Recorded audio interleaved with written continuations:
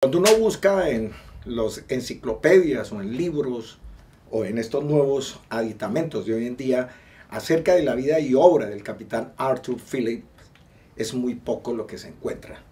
En realidad, una mención en la Wikipedia y uno que otro documento al aire, llamémoslo así, cuando se trata de una persona que luchó por muchos derechos que hoy en día se enarbolan en muchas partes del mundo. Sobre esto, la vida y obra del capitán Arthur Phillip y el debate de desagravios que realizó el 12 de noviembre de 2008, vamos a hablar con el diputado Telmo Laguiller, al que invitamos de nuevo a este programa. Telmo, ¿cómo estás? Muy bien, muy contento. Contento de poder estar con ustedes, Carlos Sánchez, y con el equipo, hablando de temas importantes para este país y para América Latina. Temas históricos que establecen y fundan las raíces de nuestra relación. Así que yo les agradezco la oportunidad para poder conversar un poco sobre ello. Mira, ¿qué encuentras? Arthur Phillip, nacido en Fulham el 11 de octubre de 1738 y murió en Bath el 31 de agosto de 1814. Cuando tú tuviste la idea de hacer este desagravio en el Parlamento de Victoria, desde luego que te pasaste mucho acerca de la historia y vida de este personaje y en compañía de algunos historiadores. ¿Qué opinas tú de esto? ¿Por qué ese olvido?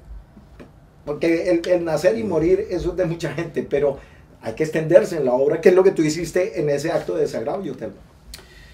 Primero quiero decir y hacer reconocimiento que el interés sobre este tema nace a partir de una relación con una de las ancianas, lo digo con el mayor cariño, que he conocido y mejores de este país, que es la doctora Maureen, quien me conoció ella a mí,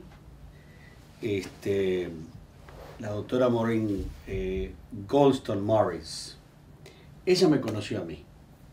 ¿Por qué? Porque ella era una historiadora, a diferencia mío. Soy un parlamentario, un legislador. Y cuando yo fui electo al Parlamento, ella me contacta a mí desde Sydney y me dice que se había enterado a través de gente en la comunidad de que había un parlamentario de origen uruguayo electo al Parlamento. Y de que ella se había pasado toda una vida estudiando la vida del capitán Arturo Phillip y su conexión con América Latina y particularmente su conexión con Uruguay. Y estudiando y reflexionando sobre las contribuciones que había dejado para este país y en alguna medida importante para el mundo, la vida del capitán Arturo Phillip. Entonces me invita a ir a cenar a su casa y empieza a conversarme de Uruguay, empieza a conversarme de Colonia, empieza a conversarme y contarnos la vida de Arturo Phillip, que con toda franqueza yo estaba en ese momento completamente desasociado y no tenía conocimiento. Y gradualmente, por su trabajo y por sus enseñanzas hacia mí, empecé a apreciar la importancia histórica de la contribución del capitán Arturo Phillip en cuanto a nuestra relación Australia, Uruguay, Río de la Plata, Brasil y algunos países de América Latina como Cuba. Iniciamos el camino histórico. Yo pienso que una de las cosas importantes que resaltas en este informe son los tratados que existían, especialmente los tratados de alianza entre Inglaterra y Portugal, el primero, en el que Juan de Gante se casa con la hija de Felipe en un matrimonio con el rey Juan de Portugal, y el segundo, mucho más importante, que es el de Tordesillas. ¿Por qué no extendemos más de qué se trata estos tratados? Bueno, quiero aprovechar a responderte tu pregunta anterior y explicarle a la audiencia de que este tipo de debates, que en inglés le llamamos un grievance debate, o un debate donde el parlamentario se levanta en la Asamblea de Diputados o Senadores y le manifiesta a la Asamblea y a Presidencia de que tiene una queja sobre algún tema. Mi queja, en este Parlamento y en Australia, ha sido de que la vida del capitán Arturo Phillip, a diferencia de la vida del capitán Cook, no fue reconocida. Y argumenté en este Parlamento y preguntaba por qué la vida de este capitán no fue reconocida. Y si tú me permites la extensión, sin irme de la pregunta. después de empezar a estudiar la vida del capitán Arturo Phillip, encontré cosas fascinantes. Primero, que es una familia que era judía de España. A eso quería yo llegar más adelante.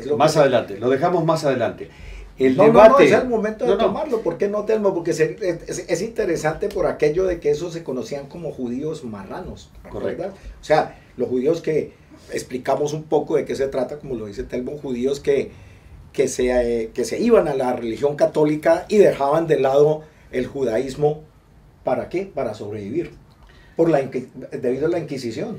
Yo explico esto desde el punto de vista cronológico en esta conversación porque estas fueron las cosas que conllevaron al diputado Languiller a hacer este debate en el Parlamento. Yo debatí sobre este tema porque en el mundo y en este país se conoce la vida del capitán Cook, que estuvo aquí un par de semanas, que tuvo mala relación con los pueblos indígenas y que en mi opinión personal, respetuosa, sin ser historiador, deja mucho que desear.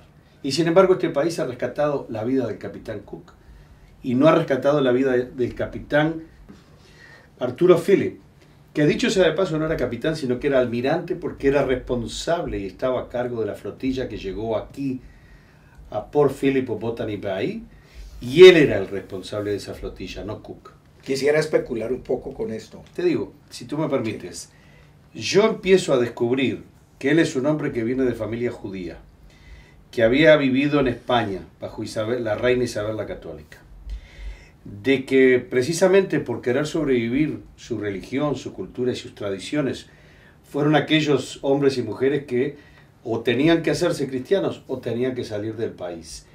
Y entonces ellos decidieron salir de España en ese siglo, van para Alemania, se establecen en Frankfurt y después llegan a Gran Bretaña o a Londres. Su padre hablaba con acento, tenía influencias de su madre y de su padre, pero en resumen, es un hombre de tradición origen judía inicialmente, alemana, que llega a Gran Bretaña y que por algún momento del que vamos a hablar está en América Latina y aquí en Australia. Entonces esas cosas me empezaron a desarrollar interés.